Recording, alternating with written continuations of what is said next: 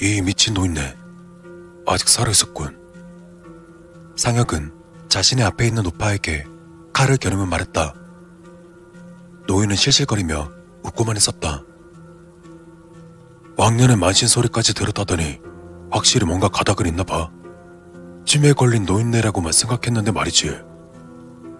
완전히 폐허가 된 기령 마을에 들어온 상혁과 여자는 텅 비어있는 마을 한쪽으로 불이 켜져 있는 것을 보고 찾아갔다.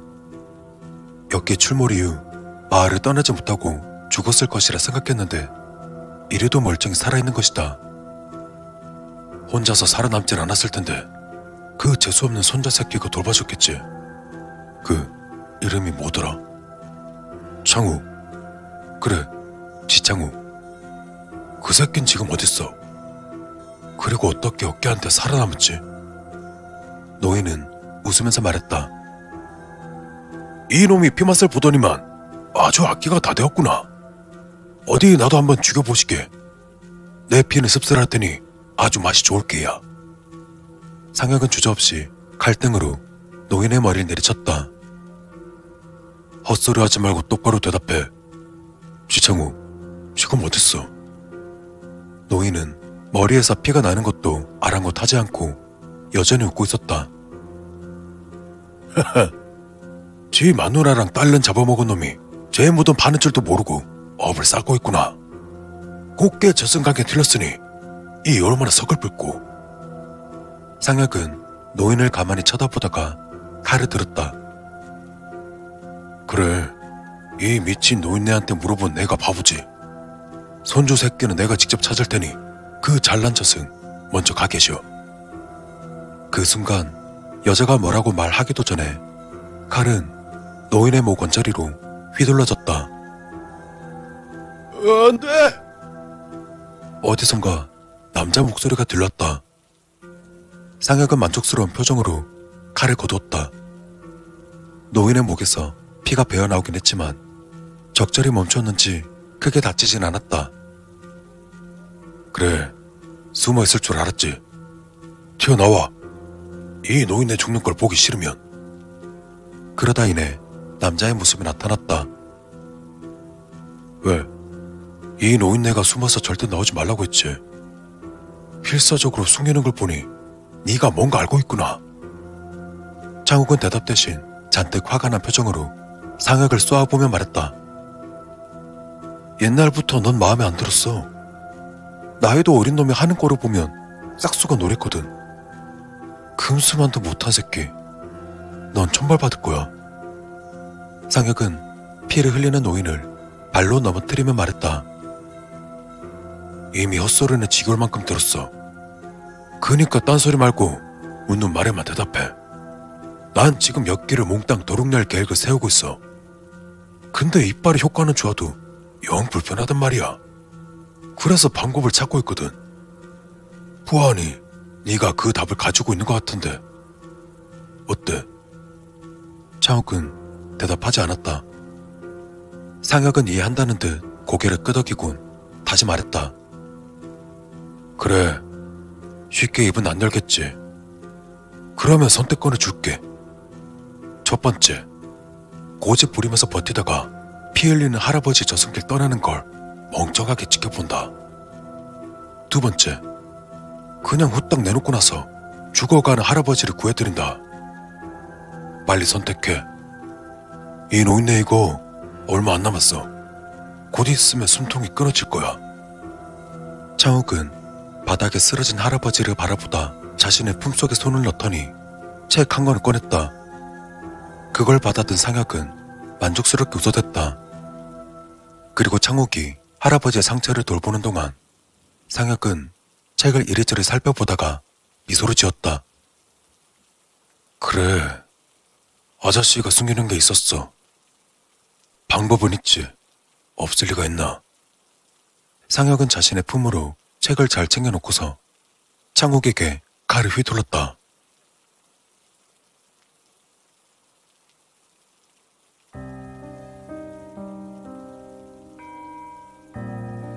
그럼 방법이 있지. 믿고 말고. 봐, 내가 그 친구야. 직접 눈으로 봤지. 그러니 이빨 부대에 들어와. 필요한 건 전부 줄 테니. 여기서 엮이놈들한테 가족이 죽은 사람 있나? 그렇다면 복수해야지. 죽는 게 무섭고 엮기가 무서워? 이겨낼 수 있는 용기를 준다니까? 그러니 당연히 대장님을 따라야지. 이빨 부대로 들어와. 그깟 냄새나는 쇳덩어리는 치우고 이빨을 드는 거야. 그리고 엮기들을 전부 다 물어 뜯어버리자. 광신도 같은 진수의 말에 최대한은 믿음이 안 갔지만 점점 혹해가는 자신을 느낄 수 있었다. 수백 발의 총알도 수십 발의 포탄도 엮기 한 마리를 죽이지 못했다. 엮기는 터져나간 살들을 순식간에 복구하며 사람들에게 달려들었다. 조각내고 찢어내도 순식간에 수급하는 엮기들은 공포로 넘어서는 무언가였다. 하지만 진수는 그런 엮기를 어렵지 않게 제압해냈다. 적어도 이용할 가치는 있어 보였다. 좋아. 나와 부대원 전부 들어간다. 하지만 네 부하가 되는 건 아니야. 그 대장이란 적자의 부하도 아니지. 동등한 관계에서 엮기들을 상대하고 싶다. 이후 향방에 대해서는 그자를 만나 이야기해보는 거로 하지. 진수는 만족스러운 듯 웃었다. 아주 좋은 결정이야. 어차피 너희 모두 대장님을 보게 되면 바로 무릎을 꿇고 거두어 주시길 바랄 테니까. 좋아. 첫 번째 이빨 부대가 탄생했구만. 그럼 가장 먼저 뭘 해야 할까? 당연히 부대 깃발을 만들어야지. 내가 부대 마크를 한번 생각해봤거든. 빨간 배경에 송곳니가 칼처럼 쫙 되어있는. 최대희는 진수의 말을 막으며 말했다. 아니, 우선 무기부터 확보한다. 그런 최대희의 눈빛은 깊이 모를 분노가 일렁이고 있었다.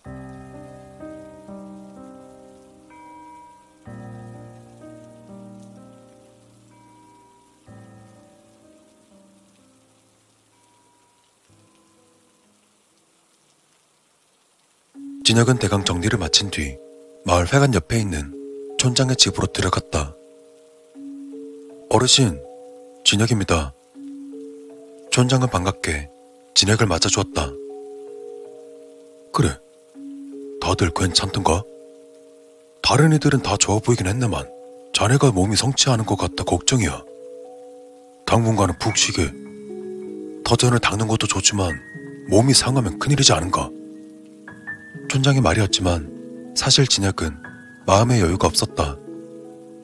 진혁은 곧장 본론을 이야기했다. 사실 밖에서 사람들을 찾다가 형을 만났습니다. 진혁이 대략적인 일들을 이야기하자 촌장은 안타깝다는 듯한 표정을 지어 보였다. 잘못된 길이야. 잘못돼도 한참 잘못되었지. 태양이처럼 훌륭한 스승을 두고 어째 그리 삐뚤어졌는지. 진혁은 그런 촌장에게 단호하게 말했다. 전 형을 막아야겠습니다. 이대로 둘 수 없습니다. 말로 안 되면 강제로라도 막겠습니다. 촌장은 이해한다는 듯 고개를 끄덕였다. 그래, 자네 생각은 알겠네. 다만 너무 조급해하지 말게. 자네 몸이 성치도 않은데 함부로 돌아다닐 순 없지 않은가. 우선 좀 쉬면서 차분히 계획을 세워보게. 황 반장과 크게 다르지 않은 말에 진혁은 고개를 끄덕였다. 하지만 그럼에도 불구하고 계속 마음에 걸리는 것이 있었다. 사실 그것 때문에 상해드리고 싶은 게 있습니다. 아저씨는 훌륭한 분이고 좋은 가르침을 주셨습니다. 하지만 전 지금 조금 다른 생각을 가지게 되었습니다. 언제나 아저씨는 엮기와 싸우면 안 된다고 말씀하셨는데 도망만 다녀서는 형을 잡을 수 없습니다. 이번에도 좋은 기회가 있었는데 형이 엮기들을 불러 모으는 바람에 도망치는 게 고작이었습니다. 아니, 전부 죽을 상황까지 몰려서 아저씨처럼 마지막 싸움을 하려고 했는데 다들 절 말려주었습니다. 마음이 약해져서였는지 아니면 그냥 제가 겁쟁이라 그랬는지 반드시 살아 돌아오겠다 약속했고 결국 이렇게 살아남았습니다. 그래서 생각했습니다. 도망치는 것 말고 뭔가 다른 방법이 필요하겠다고. 아저씨는 절대 싸우지 말라고 가르치셨지만 대책을 세워야 합니다. 이빨 같은 거 말고 적어도 엽기들을 상대할 만한 다른 대책을. 촌장은 복잡한 표정으로 진혁을 바라보았다. 그리곤 어렵게 입을 뗐다. 월광님을 기억하는가? 한때 만신이라 불리던 무당이었지. 예전엔 어린 태영이를 가르치기도 하셨고 말이야. 태영이가 노예를 거두었을 때쯤 월광님이 내게 이걸 맡기셨지. 언젠가 이것이 필요할 때 필요한 사람에게 넘겨줄 때가 올 거라면서. 촌장은 진혁에게 길다란 상자 하나를 내밀었다. 태영이에게 넘겨줘야겠거니 생각해서 잘 가지고 있다가 여기가 나타나자마자 건네주려 했지. 하지만 태영이는 받지 않았어. 자기는 주인이 아니라고 하더구만. 태영이가 죽고 나서는 그때 억지로라도 넘길걸 했다네. 참 후회를 많이 했지. 근데 일이 되고 보니까 아무래도 월광님은 지금을 염두에 둔 게 아닌가 싶네. 진혁은 가만히 그것을 받아들였다. 감사한 마음을 가지고 열어보게. 상자를 열자 기묘한 무늬를 띠고 있는 칼 하나가 고고의 자리를 잡고 있었다.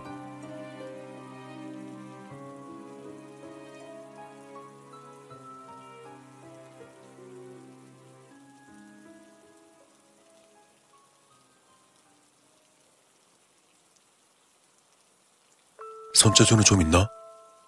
그림 잘 그려? 상혁의 물음에 여자는 고개를 끄덕였다. 잘 됐네.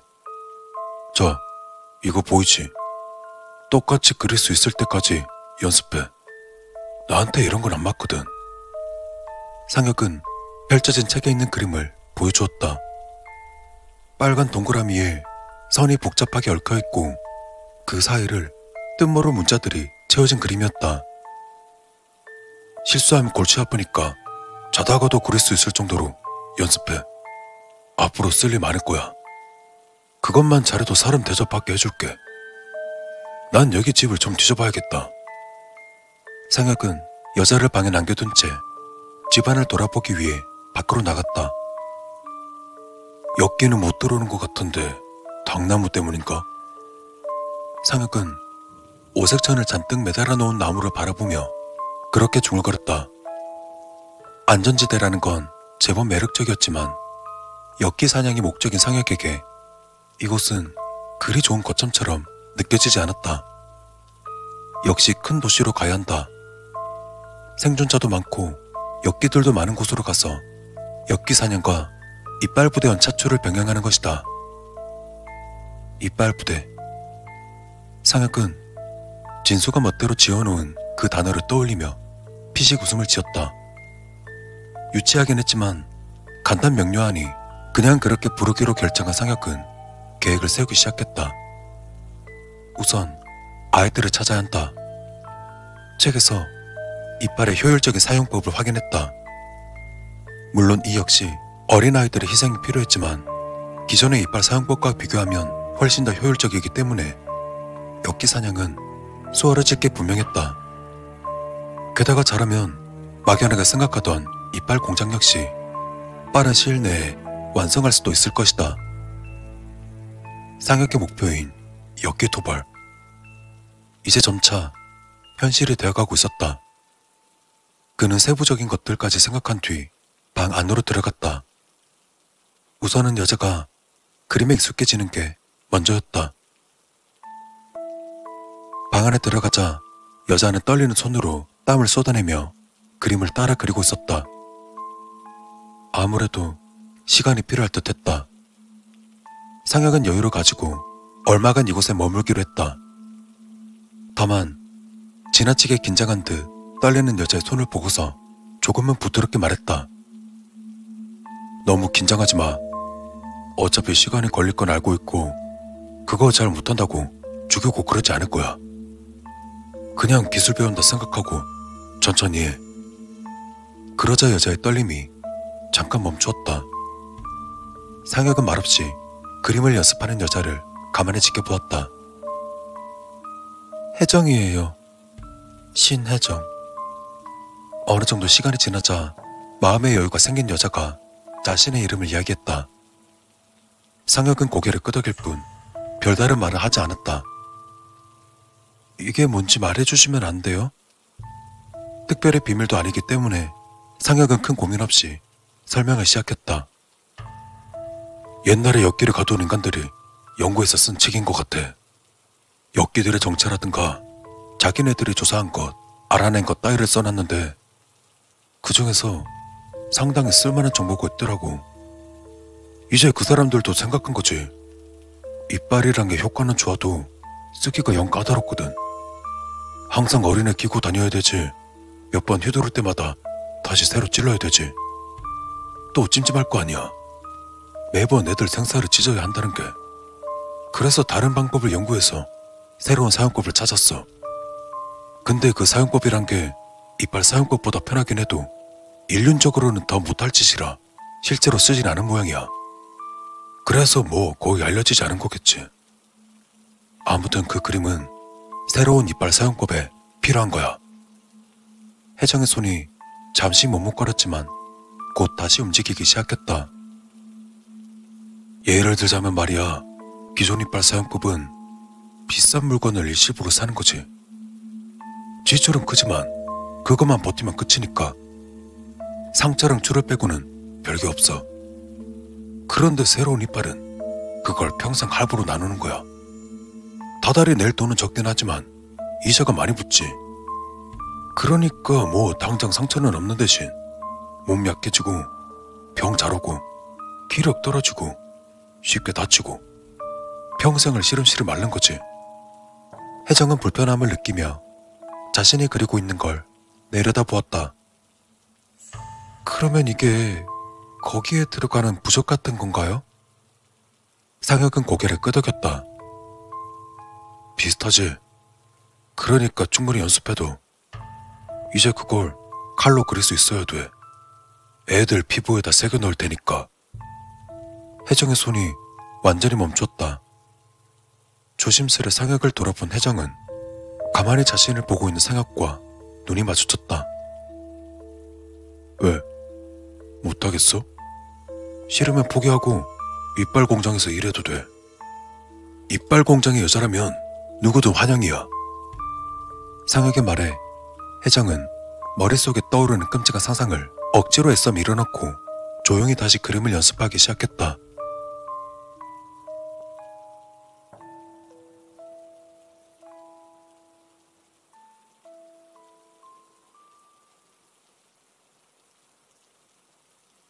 이 칼은 이빨만큼 강력하진 않는다네. 하지만 아이들의 희생 없이도 엽기들을 제압할 수 있지. 진혁은 칼을 꺼내 들어 가만히 살펴보았다. 그가 즐겨 쓰는 환도와 비슷해 보였지만 더 크고 묵직했다. 그럼 왜 지금까지 이걸 쓰지 않았습니까? 희생 없이 엽기를 상대할 수 있다면 아저씨도 다른 사람들도. 촌장은 손을 들어 진혁의 말을 막았다. 아무 조건이 없다고 하진 않았네. 다만 아이들을 희생시키지 않을 뿐. 이 칼은 자기 자신을 희생양으로 삼아서 엽기를 베는 칼일세. 만들기도 쉽지 않지. 오래전 수세대에 걸쳐 장인들과 무당들이 간신히 벼려낸 칼이야. 자기 자신을 희생한다고요? 촌장은 고개를 끄덕이며 말했다. 그래, 아이들 피 대신 칼 주인의 피를 필요로 하지. 근데 자기 자신을 찌르는 건 아니고 엽기를 베어내면 베어낼수록 이 칼이 주인의 피를 취할 게야. 휘두를수록 생기를 뺏긴다고 생각하면 편할 걸세. 게다가 사람을 가리는 신비한 물건이라 단 한 사람의 주인만 가지지. 태영이가 이 칼을 받지 않는 이유도 그래서일 게야. 자신보다 더 잘 쓸 사람이 있을 것이다. 그렇게 생각한 거겠지. 진혁은 자신도 모르게 칼을 내려놓았다. 스승인 태영이 거절한 물건이었다. 단 한 사람만 사용할 수 있다면 이걸 감히 자신이 들 수 있을까? 아저씨가 거절하셨다면 전 어림도 없습니다. 촌장은 말없이 칼에 든 상자를 진혁 쪽으로 밀었다. 아니, 태영이가 거절했기 때문에 자네가 들어야 하는 것이야. 몇 번이나 얘기했지만 자네는 지나칠 만큼 태영의 그림자 속에 숨어있네. 이걸 받고 나가서 가만히 생각해보게. 자네의 각오가 어떤지 말이야. 그리고 태영이의 그림자를 벗어나 자네의 길을 가게. 촌장은 이야기가 끝났다는 듯 곧장 진혁을 내보냈다. 진혁은 반강제로 상자를 받아들고 밖으로 나왔다. 진혁에게는 상자에 들어있는 칼이 너무나 무거웠다. 내가 이걸 쓸 자격이 있을까? 진혁의 발걸음은 무거웠다.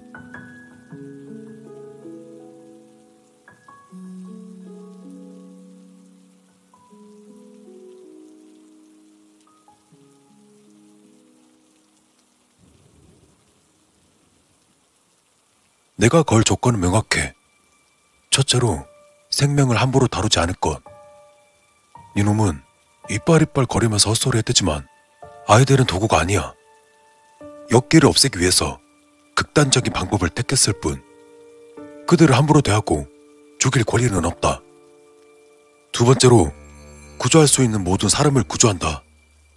더 이상 사람이 죽으면 안 되니 구조 활동을 적극적으로 할 생각이다. 그러니 당연히 이빨 공장이니 이딴 끔찍한 소리를 다시 입에 올렸다간 대가리에 총알이 틀어박힐 테니 그리 알아. 그리고 마지막으로 그 숫자가 몇이건 시간이 얼마나 걸리건 엽기들은 전부 다 처리한다. 엽기 한 마리면 수백이 죽을 수 있다. 그러니까 눈에 띄는 엽기들은 무조건적으로 토벌한다. 아이 뭐 지금은 군인도 아니면서 뭐가 그렇게 까탈스러워. 내가 나주차고 그래? 다 대를 위한 거라니까. 이것도 전쟁이잖아. 아니야? 전쟁이면 또 무기가 필요하고 그러려면 또 공장을 돌려야. 최대희는 즉시 권총을 빼들어 진수에게 겨눴다. 내가 두 번째 뭐라고 했지? 진수는 양손을 들어 보이며 뒷걸음질 쳤다. 아 참나 돌아버리겠네. 초장부터 완전히 잘못 걸렸어. 오 그래 좋아. 네 맘대로 다 해봐. 대신 쓸만한 사람들은 계속 뽑아서 이빨 부대 규모는 키워야 돼. 알겠지? 어차피 내가 해야 할 건 부대를 만드는 거니까. 최대희는 총을 내리고는 돌아섰다. 그곳엔 사람들 여럿이 묶인 채 바닥에 앉아 있었다. 거의 어른들이었지만 아이들도 몇몇 섞여 있었다. 저를 저주해도 좋습니다. 이 끔찍한 세상과 싸우기 위해서 끔찍한 짓을 저지르는 저를 이해 부탁드리겠습니다. 용서받을 순 없겠지만 죽는 순간까지 용서를 빌겠습니다. 그리고 약속드리겠습니다. 여러분들 그리고 자녀분들 그 누구도 죽게 하지 않겠습니다. 이 모든 건 대의를 위한 것임을 알아주셨으면 합니다. 최대희가 말을 마치자 병사들이 아이들만 골라서 데려가기 시작했다. 부모인 듯한 사람들은 소리를 지르며 지켜보려 했지만 소용없었다. 처음에 애원하던 사람들의 말은 어느새 욕설로 바뀌었다. 욕설 다음은 저주, 저주 다음으로는 흐느끼는 소리만 남았다.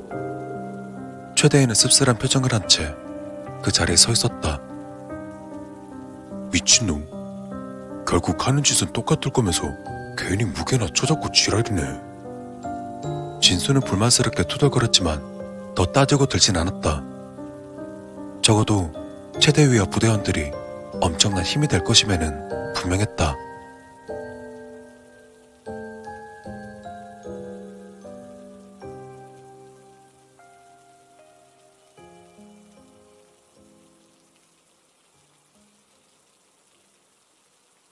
아저씨, 제가 자격이 있다고 생각하세요?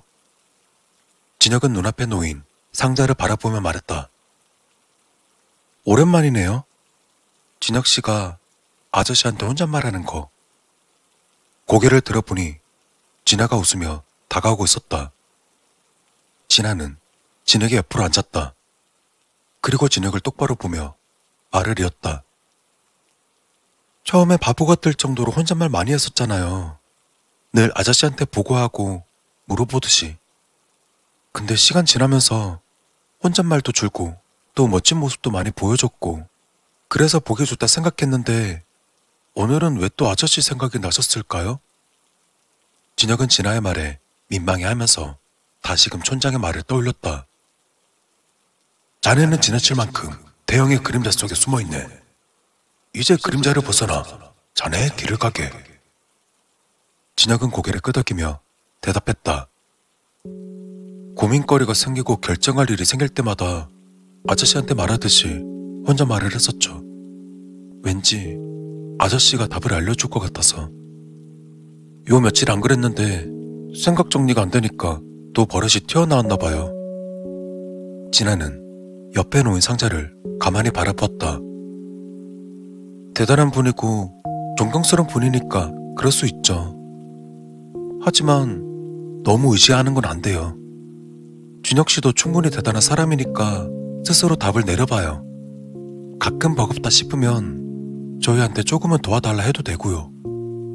아저씨만큼은 아니지만 그래도 조금은 의지가 되지 않겠어요? 진혁은 고마운 마음에 진아를 보곤 웃어 보였다. 그러네요. 그동안 제가 너무 아저씨한테만 의지했나 봐요. 사실 자신 없었거든요. 형이 너무 잘나서 그랬는지 아니면 내가 너무 못나서 그랬는지 항상 주눅 들었었죠. 아저씨를 존경하고 아저씨처럼 되고 싶어서 매번 아저씨 흉내를 냈습니다. 진아는 진혁의 손을 잡아주었다. 진혁씨가 우리한테 살아 돌아오겠다 약속한 그날 진혁씨 진짜 멋있던 거 알아요? 그건 아저씨 흉내가 아니었어요. 진혁씨가 온전히 진혁씨 의지로 움직인 거잖아요. 아저씨의 가르침을 저버리면서. 진혁씨도 뭐든 잘할 수 있어요. 그러니까 자신감을 가져요. 그리고 이거 한 가지 확실히 말씀드릴 수 있어요. 진혁씨는 자격이 있어요. 그 말에 진혁은 힘을 얻었다. 한결 가벼워진 마음으로 단단히 각오를 굳히고는 상자를 바라보았다. 제가 언제든 힘이 되어 드릴게요. 그리고 가끔 어리광도 받아드릴게요.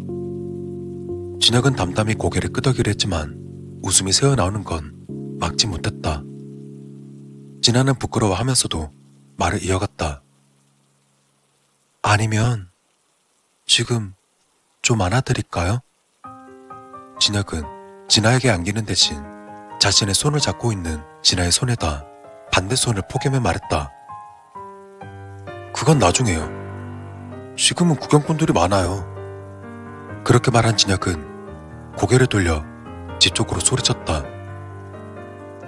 너네 안 잘 거니? 곧 상우와 아이들이 후다닥 뛰어들어가는 소리가 들렸다. 진혁과 진아는 웃으며 일어났다. 우리도 들어가요. 진혁은 진아를 데려다주기 위해 함께 집으로 걸어갔다. 한 손에 상자를, 다른 한 손은 진아의 손을 꼭 잡은 채였다.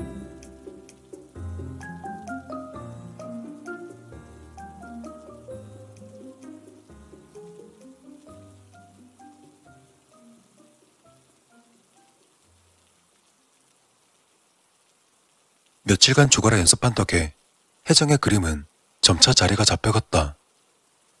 물론 아직 많이 부족했기에 먹고자 하는 시간을 제외하면 항상 책상에 앉아 그림을 따라 그리고 있었다. 너무 오랫동안 집중해서인지 불편한 어깨를 움직이자 상혁은 혜정을 불렀다. 잠깐 쉬는 게 좋겠어. 혹사한다고 뭐가 되는 건 아니야. 따뜻한 거라도 마시면서 잠시 편히 앉아있어.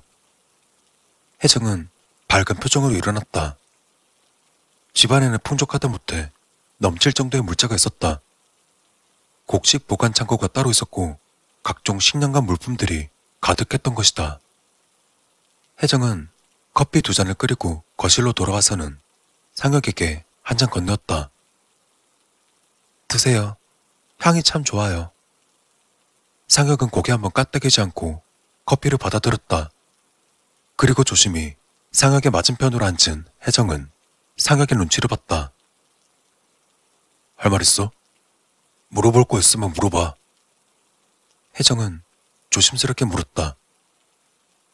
정말 그 괴물들을 다 없애실 건가요? 상혁은 고개를 끄덕였다. 그리고 나서는요? 그놈들이 나타나기 전으로 다 돌려놔야지. 아니, 더 좋은 세상을 만들어야겠지. 시간이 오래 걸리겠지만 가능해. 무슨 짓을 해서라도 가능하게 만들 거야. 가만히 상혁을 보고 있던 혜정은 고개를 숙여 커피잔을 바라보며 말했다. 우리 엄마요. 돌아가셨어요. 그런데 괴물들한테 죽은 게 아니에요. 군인들이 그 괴물들 막는다고 우리 엄마 사는 동네를 폭격했죠. 근데 정작 괴물들은요, 그 폐허 속에서 멀쩡하게 기어나왔고 죽은 건 우리 엄마랑 불쌍한 사람들 뿐이었어요. 그래놓고 마을을 폭격한 군대는 전부 다 도망갔대요. 수습도 안 하고 사과도 안 하고. 그래서 전 괴물보다 사람들이 더 싫어요. 상혁은 별다른 말 없이 커피를 마셨다. 혜정은 떨리는 목소리로 이어서 말했다. 저도 열심히 도울게요. 괴물들 다 죽이고 나쁜 사람들도 다 죽이고 더 좋은 세상 만들 수 있게 제가 열심히 도울게요. 상혁은 웃으며 혜정을 보고 물었다. 그럼 난 나쁜 사람이 아니라고 생각해? 그녀는 고개를 들고 상혁을 마주 보았지만 금세 다시 고개를 숙이고 말았다.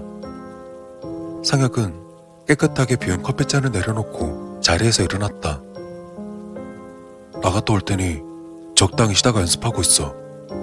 일단 그게 완성되어야 뭐라도 할 수 있으니까. 혜정은 커피가 다 식을 때까지 가만히 잠만 내려다보고 있었다.